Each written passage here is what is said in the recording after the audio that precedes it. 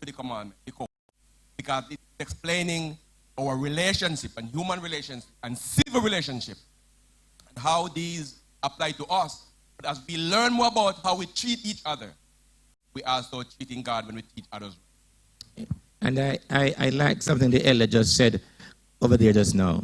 In the same way, God is calling us now as his people to prepare for the heavenly Canaan. And forgive me for putting in the health message into this as well. Because God is calling the Advent people with a special message to the world to prepare for Christ's coming, a people who are happy, healthy, and holy. The same kind of people he wanted to take in the earth of Canaan. To be happy, to be healthy, and to be holy. Now let's come back to this code now. These additional regulations. We look at slavery. Now in a period of emancipation, August not done yet. I don't know if as Caribbean people we can discuss slavery with a straight face. But right now, we just come out of emancipation and independence. So we realize that man was made free in the Garden of Eden. His hometown, he declared himself to be a liberator. And the Christian gospel, right through the Bible, even this quarter we're talking about the Exodus, God calling them from slavery. So properly understood, the Judeo-Christian or the Christian religion is about freedom in Christ as a legal and permissible system of slavery. So what did God do when he called these people from Egypt? He called them from slavery, but guess what? Slavery wasn't abolished overnight. What he did, he regulated it. He regulated it so that the slave was protected from abuse and oppression. He gave the slave the Sabbath off as well. And when 7 years come, you're free. And so we have these regulations. It also regulated homicide and other things in the society. So the big word for the way we live with each other is ethics. Ethics. To a great extent, it's ethical. Now, I want to ask Sister Percy to help me now to move quickly into Monday's lesson. As we, by day, one word, holiness. If you're going to be a holy people, set apart people, then you're going to live good and honest and clean and pure.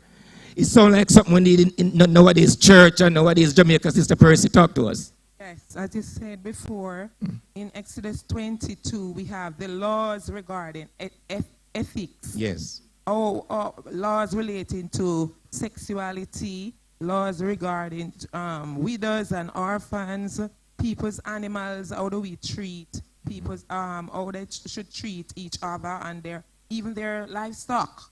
So God gave them guidelines, day to day, how they should live the day-to-day life. And all of these guidelines amplify the moral law. Now, I'm looking at this law where it says, in 6 years thou shalt, this is Exodus 23. In Exodus 22, it talks about laws, sexual, if a man is engages with a virgin, he should marry the woman. That is in Exodus 22. So God was very specific. He was not general. He specifically instructed the people how they should behave. So there would be no guess. There was no guess and there was no ambiguity. They were certain about what to do and what not to do. God gave them specific guidelines how to even treat animals, as I said. If one animal damage another or kill another, then the owner should pay for it. If animals graze in the field of vineyard or of another, if an item a person borrowed was stolen from him, or if an hired animal was injured or died. So the owner of the animal that did the damage, whether the damage was done to crops or to another animal or to... As I said, there are Adventists who don't settle their issues as brothers, but they are going to the legal courthouse when God advised us to use these precedents, these systems of fairness. Is it that we can't be fairness? Is it that we can't be loving and just with each other? What do you think is the problem, saints? Anybody want to give me an answer? Loving and just with each other. What do you think is the problem, saints? Anybody want to give me an answer to that? Anybody? Is there an anywhere?